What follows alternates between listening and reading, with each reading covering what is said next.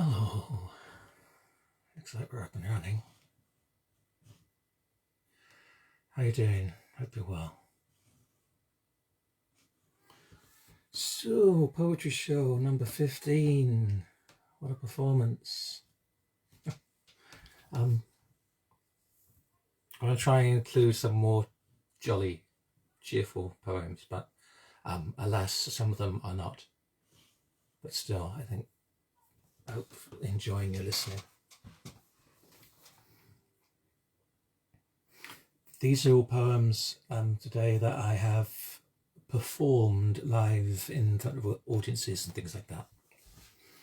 I think often it takes a certain amount of assertiveness in a poem to stand up to being thrown over such a crowd, often a rowdy crowd.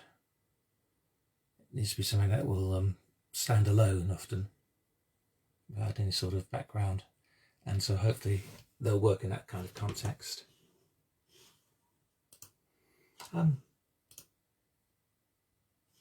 Yes, hello to everyone who's joining in. Hope you're joining in. I can't often tell if you're joining in. Occasionally people send messages, and that's deeply reassuring to myself. So let's make a start.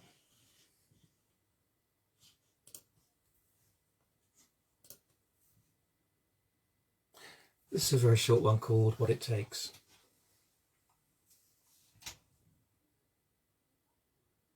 It takes sometimes an effort to love.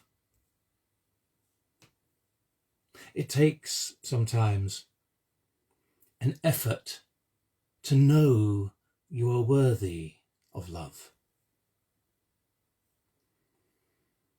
It takes sometimes an effort to know, to be sure, to believe you are loved, more than loved. Then take it, take it, take it.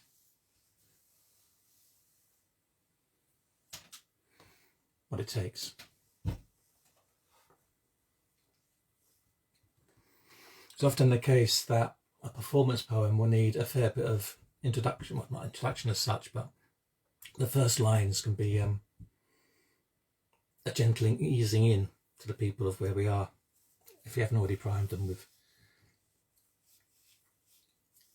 But hopefully, if it's not a longer one, you hope that it's clear enough to jump down into their ears, like this one, which is called Monkeys.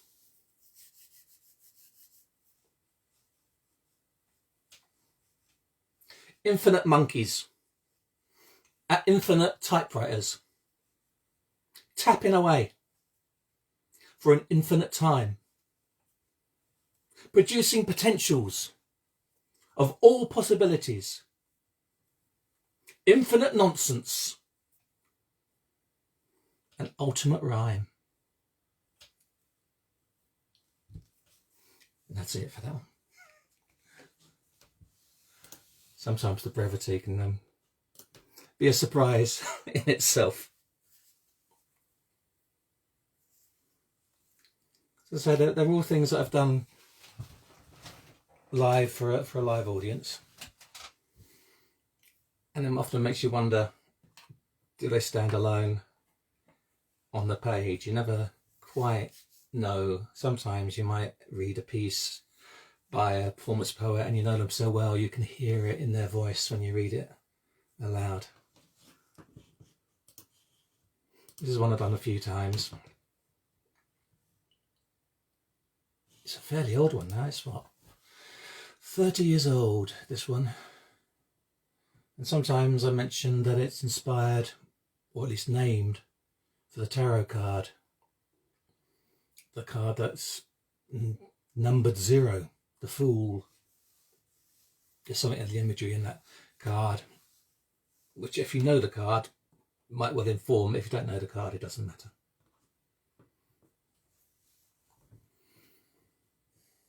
The Fool.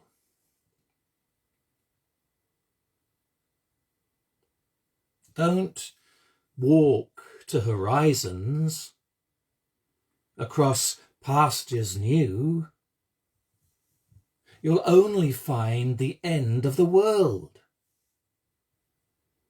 The angels mewed in their infancy. You'll step out onto the abyss and fall again. I thought it would be nice to know the absolute, and so stepped out of the inn to the edge.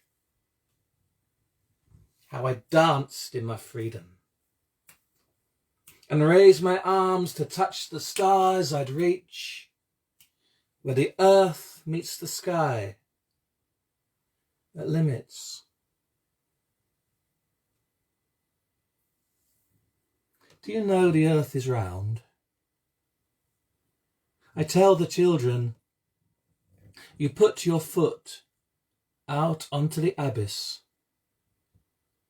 and the world spins up to meet you. I didn't reach my limit till my circle brought me home.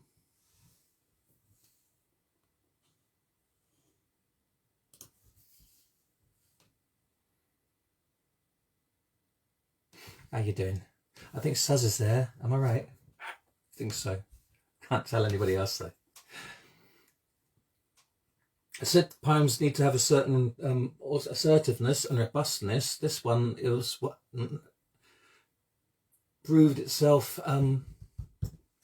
capable of being spoken on a busy street to a young couple walking along, following them essentially along the road, doing a kind of pop-up guerrilla poetry.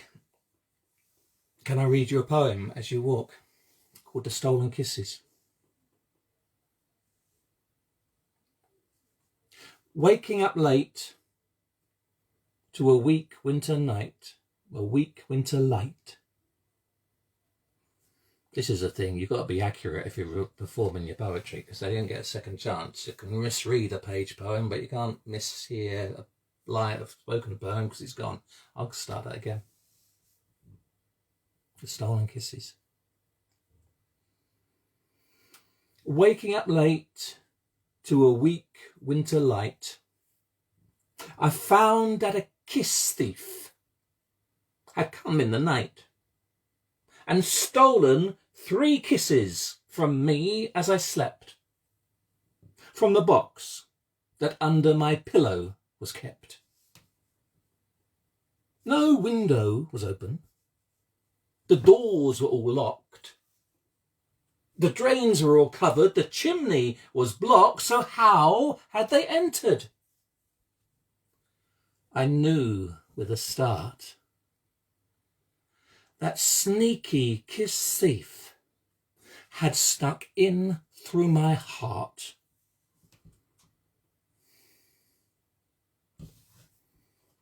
Pesky kiss burglars. Grr.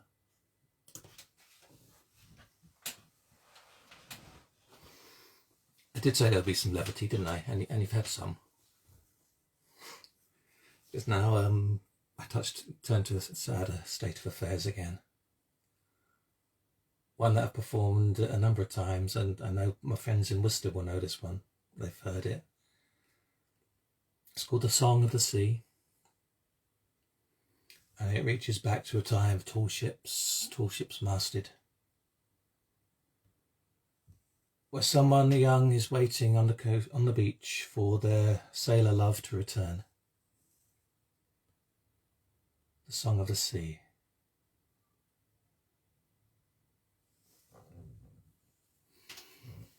These days I waited on the ceaseless shore, with the waves come reaching, the moon-tipped claw of the sea raking back each rootless tide. The wind-stricken waters wept and lost their pride. with broken head of white and heavy brow spumed into the sand, and never knowing how the constant churn to ease or e'en suppress. What can we know of wretched sea's distress? The mermaid came at last to shallow land, an iridescent trail upon the sand, left coral branches planted on the beach and twisted conches snatched from Triton's reach. She sat me down, untied my shawl, the tight and wind-torn fabric of my cloak, the white-marked leather of my shoon, and with a fair and golden comb unteased my salted hair, then sang a song above sea's tuneless roar, between the winds and 'neath the sodden shore, as bright as any moon upon the bay, as sharp as sun on any cloudless day, and tender as the final wave to ever kiss the sand. She sang, my love would never my harbour leave, nor yet return unharmed. Rest now, within my arms your love is warmed. Rest now, within my arms your love is warmed.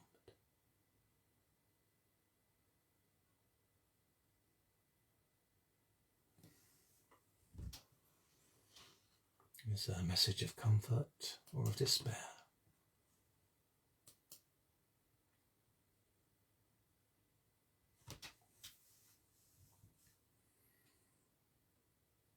Silence.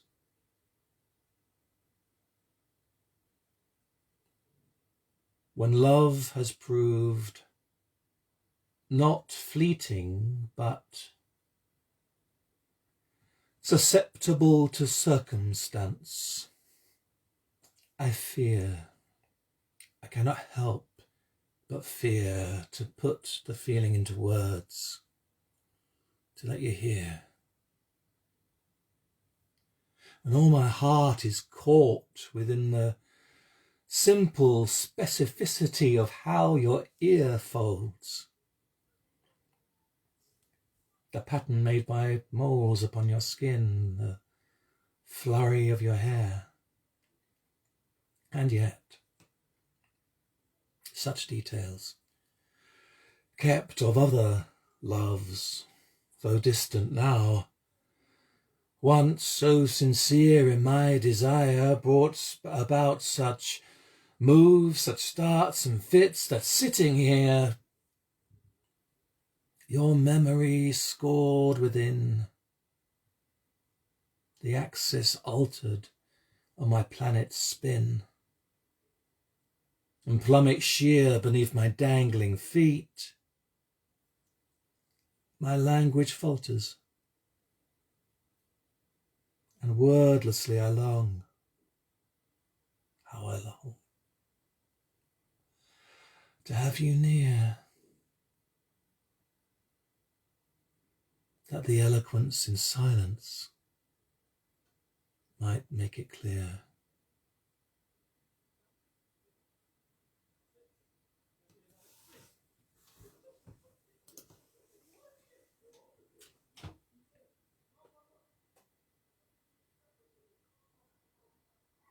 They lend themselves to a kind of monologue, these sorts of poems, which it feels like you inhabit, something that's just outside of the words, a little bit beyond the words, which I suppose might be this root of why you wonder if how well these poems work when just read quietly to oneself. Is the element added by the performance necessary? Or could it be the other way? Could it be intrusive? Always some of the questions we're asking. One more in this first half. This is a poem entitled Documents Released Under the 30 Years Rule. In brackets, the poet's confession.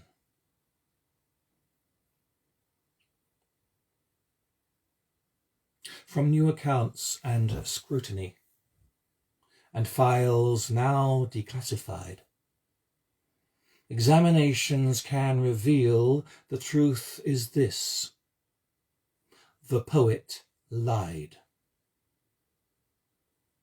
He gave us stones of precious hue, words of glamour, beautified, and set upon a chain of rhyme.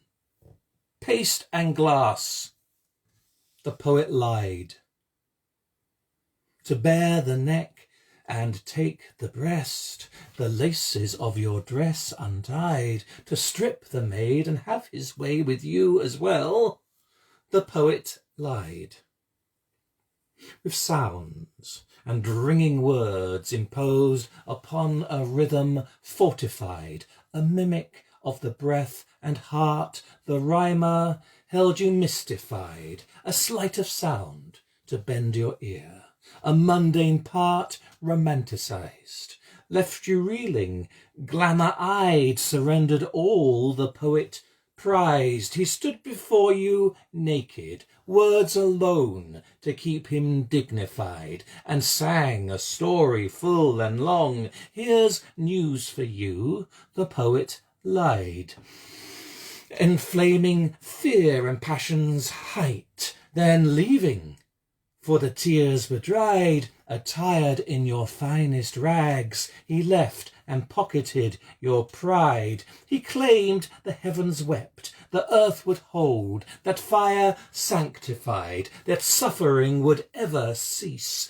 The gods forgive, the poet lied. So many for his visions dreamed, so many for his language sighed, so caught within a spell of words, to death to hear the poet lied of love and harm and cold revenge, and all the villain glorified, of sufferance impatient bed, of heeding hope, of tears uncried, 1,000,000 children sent to war, 1,000,000 children crucified, spurred by words of glory, sung to spin a cause. The poet lied to claim a grace in halting death, the mirrored lady's suicide, the horseman's slaughter in the field. You all must know the poet lied in claiming love would ever stand the tears of time and death despise, in seeking to contend that words could carry wisdom to our eyes, in crying real is not enough,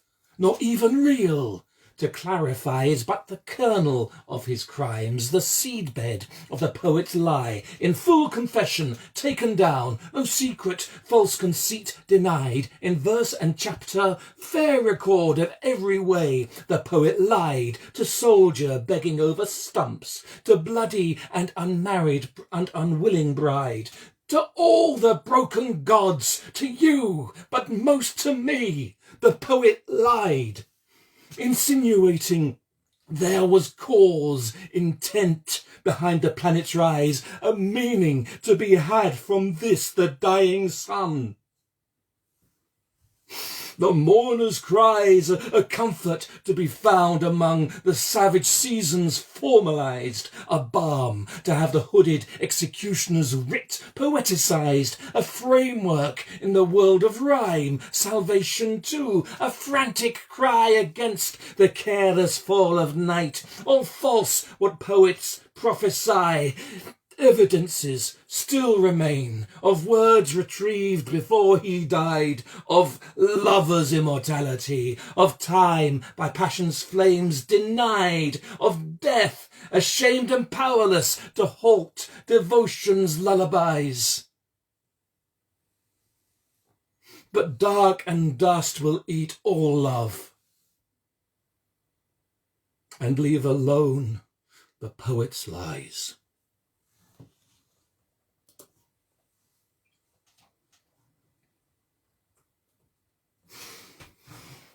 So,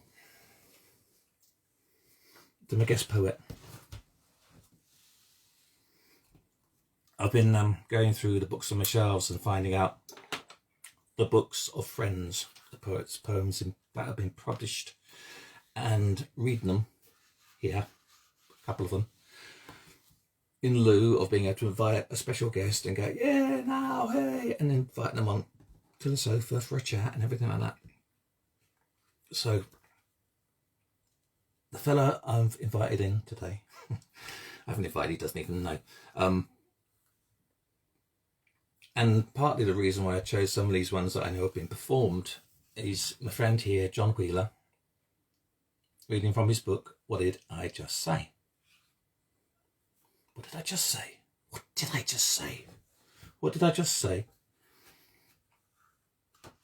And they're all pieces that he has performed. Some of them I've seen him perform myself, and he is a very fine, excellent performer.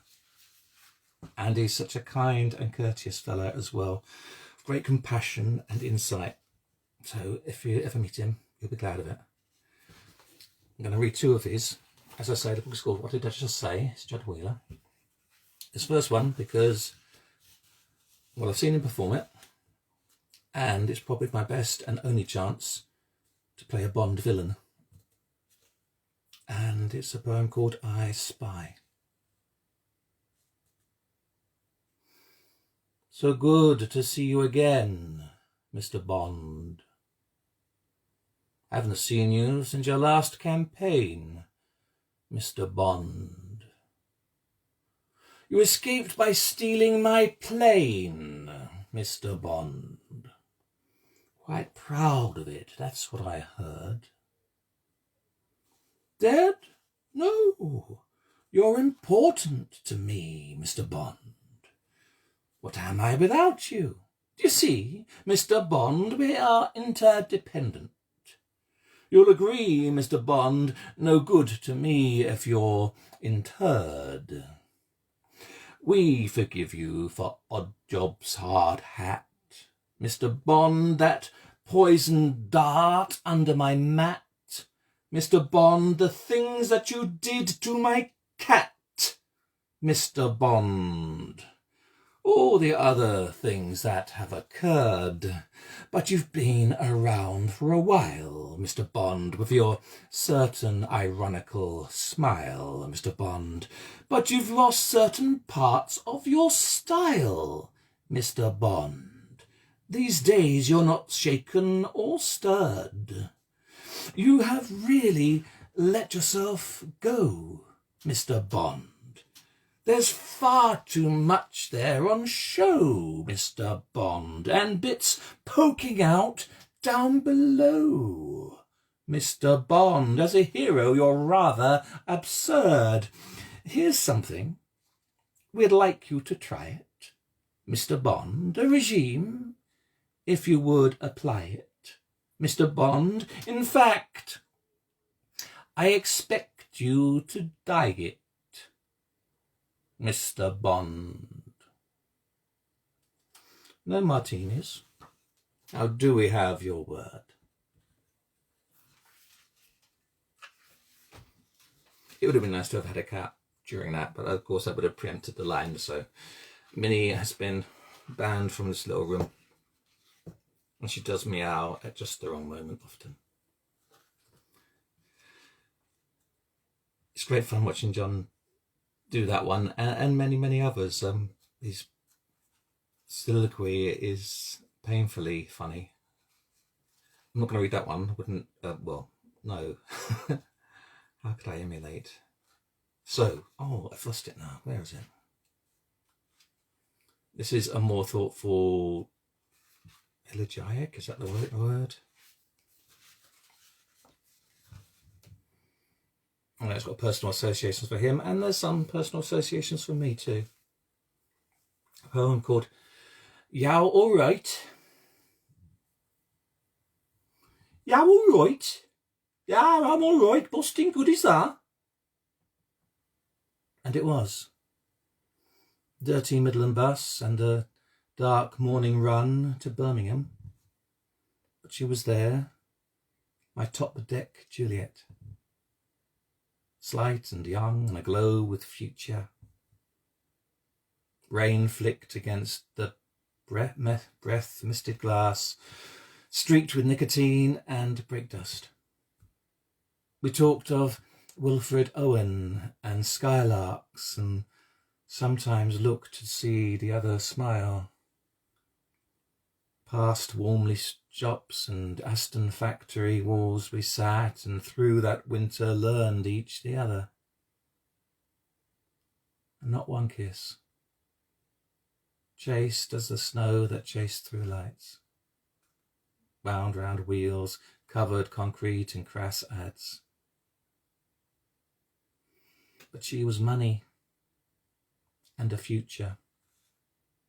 I was council estate, old coat, and none. Her mother came to ring our bell, stood at our door and tell of future, marriage, all the plans, and warn me off. She stopped coming to the bus, and though I looked and waited day on day, the summer came. I left for university and different paths, still thinking of that laugh. I've gone 40 years and more, much more. Standing on a brummy street, angry at being angry at all the things I didn't do. And you, what future are you in? Why would I care? But I do. Take a breath, close my eyes, let the past run free and hope. In all the tumbling moments of the years that you have gleaned a little of the luck that's come to me. You're all right, mate? Yes, I am.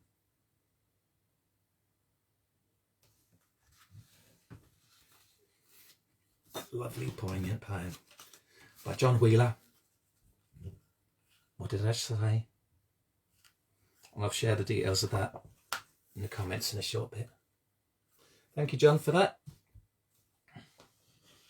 And stay with public transport. Again, this is one of the old, a lot of the older ones are the ones that survived as poetry, as performance poems. So, yes, I said, staying on public transport, this time we're in London on the Underground. Poems on the Underground. Bursting.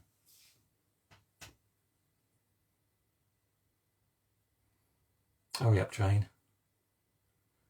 I'm dying to piss. My bladder can't get any fuller than this. I'm longing to hear the satisfied hiss of your sliding doors, so please, fulfill my wish. Ah. Oh, come on now, truck driver. Don't jump me about. You're beating my bladder, giving a clout to my overfull innards, and all might come out in my trousers. So calm down. I silently shout. Oh, open front door. Behave yourself, keys. My willy's on fire. I'm down on my knees. I'm burning in knots. I need some release. So turn in that lock and let me in, please. Oh. Never was water so blissfully seen. My fly is ripped open. I'm frightfully keen to expel my wastage is all that I need. I've never felt better for knowing I've been.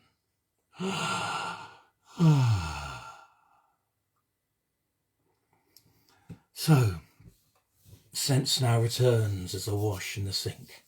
Oh, I was really quite desperate, close to the brink. A slump in relief, safe now, I think. Feel a bit dry. I'll go for a drink.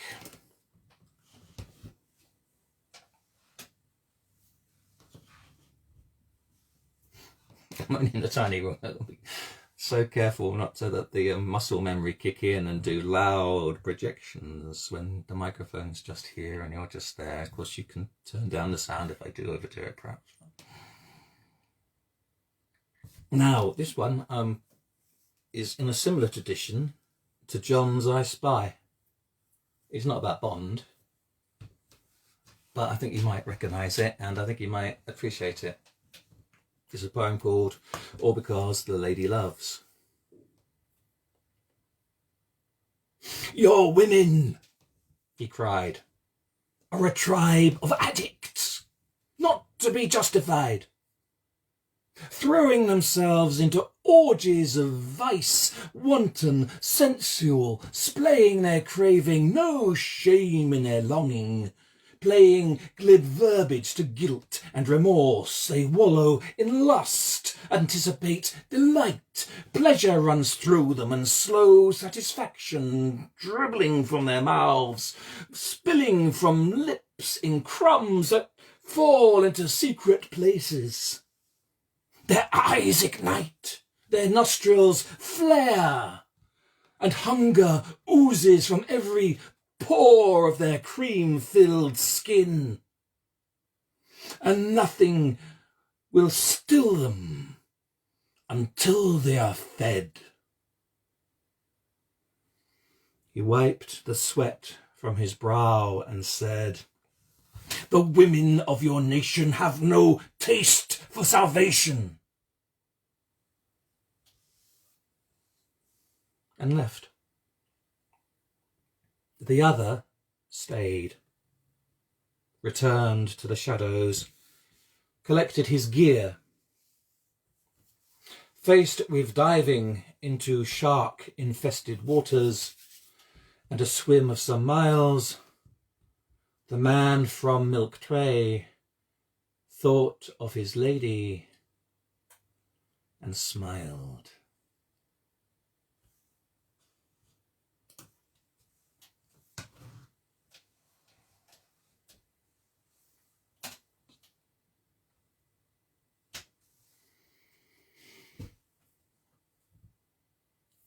There's often a fair bit of politics in live poetry shows, a showing up of injustice, and rightly so. I occasionally touch on such subjects, but often in a perhaps a less overt way.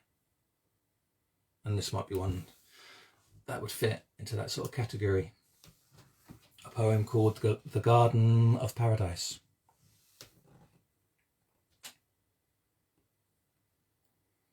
She led me into a wonderful garden where a tree might stand as a soul in peace, where peaches hovered like blissful hearts. Enjoy, she said. Rest, but plant no seed. I bowed and pressed my thigh against the grass, cupped my hand around her swelling fruit, dribbled perfect water across my lips. But break no ground, she said. Put down no root. You may ornament my nature, she allowed.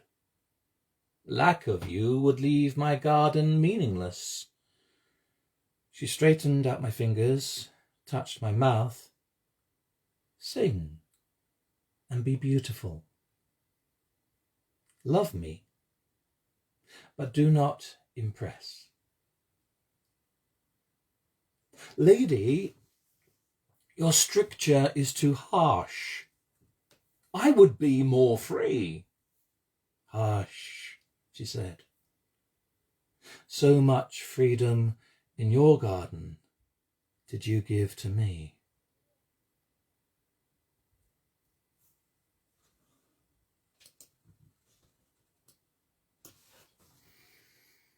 A couple more for you now.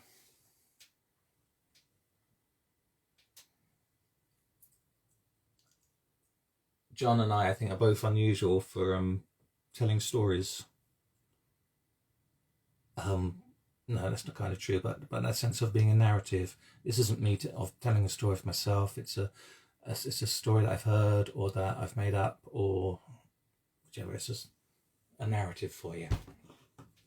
And this is one called The Love Potion, which I enjoyed because a fair few of these allow for a little bit of interaction with the audience.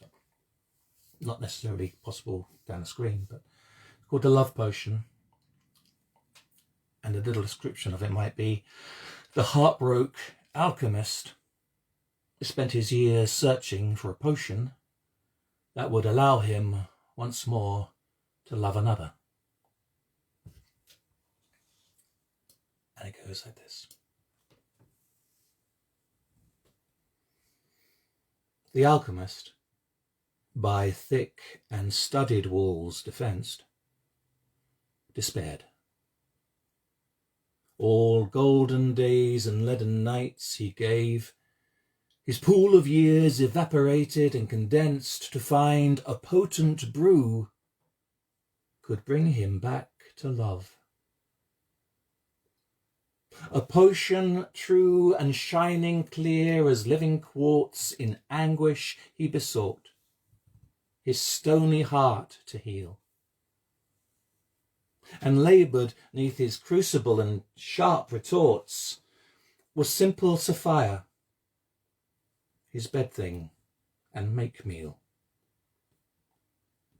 His plan was plain: to constitute a loving cup of liquor from the recipes of olden lore, imbuing in each steaming brew for him to sup a morsel of the women come to him for cure.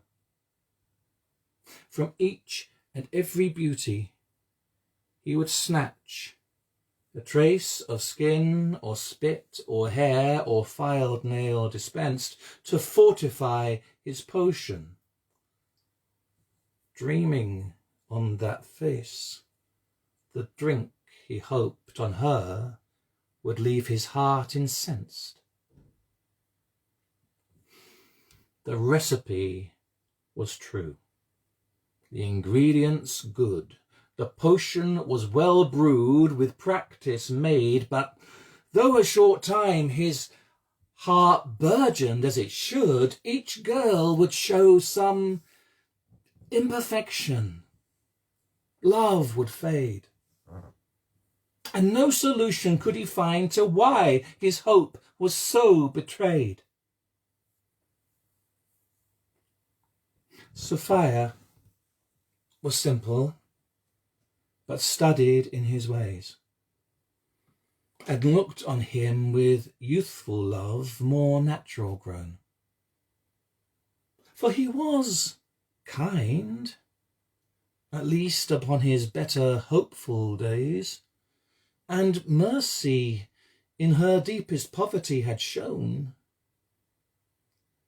She had no skill to read, nor skill to alchemize, nor wish to see him win a lady's marriage band. A strategy she worked, and so, behind his eyes, into each fresh-made potion dropped a grain of sand.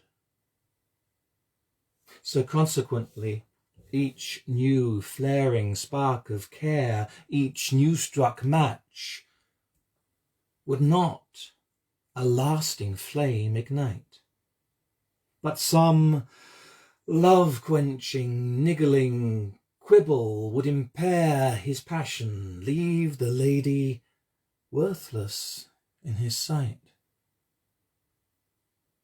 On these days cruel, he left Sophia bruised in bed, grinding on his pestle, calcifying bitter groan, till some fresh maiden lifted up once more his head. Then sweeter grew his humour, kindness she was shown. Full sore with love, To his alembic sly she crept with silent steps. To spoil his newest broth she inched his sleeping body by. He watched her as she stepped, the smallest speck of sand within her finger pinched. Before him screamed the truth, the answer to his care, the saboteur of all his dreams, whose love had torn the vision from his tearful eye. Right there and then he killed her dead and buried her before the morn. He killed her cold, discarded her, and wished her never born.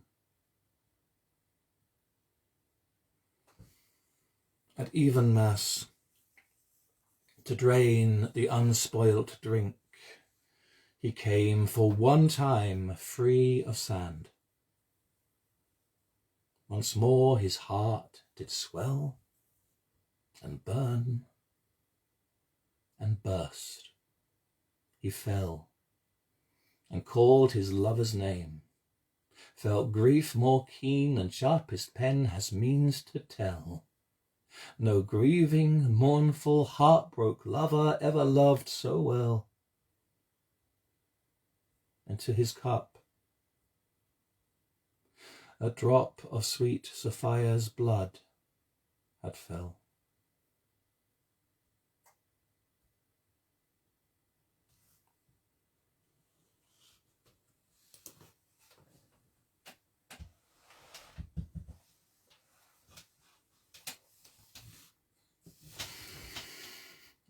So, one more, and then a reprise of that first one, which nobody had time to hear because I did it so quick.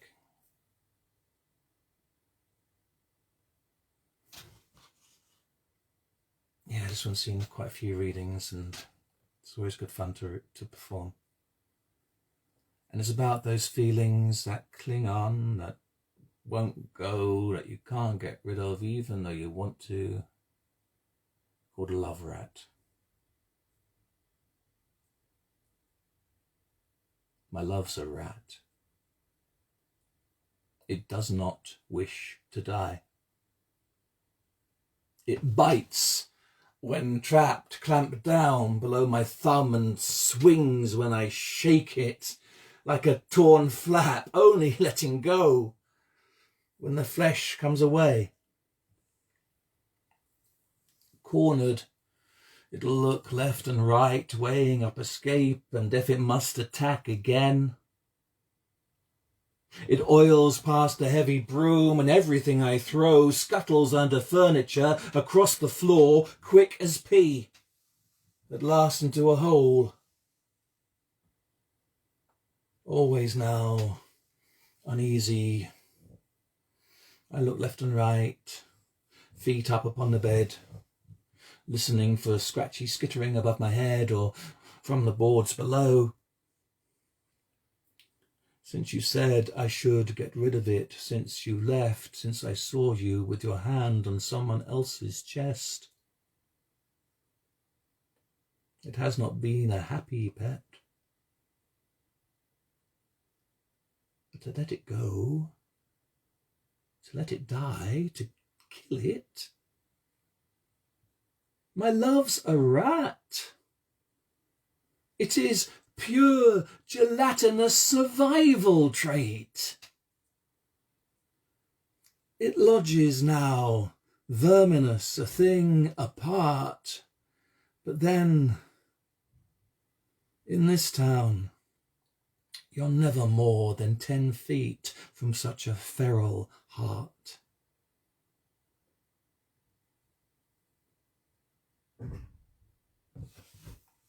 Love rat. Thank you so much for joining me to listen. If you've listened to the whole thing, thank you especially. If you just popped in, that's more than welcome. I hope you enjoyed what you heard. I'll be back reading some more every other day, which in this case will be Thursday, 4 o'clock, different set of poems. And the video for this will be on the timeline afterwards if you want to listen back to anything, or if you want to catch up on stuff that you missed. Thank you so much for joining. And I'll reprise this very first one, which is called What It Takes.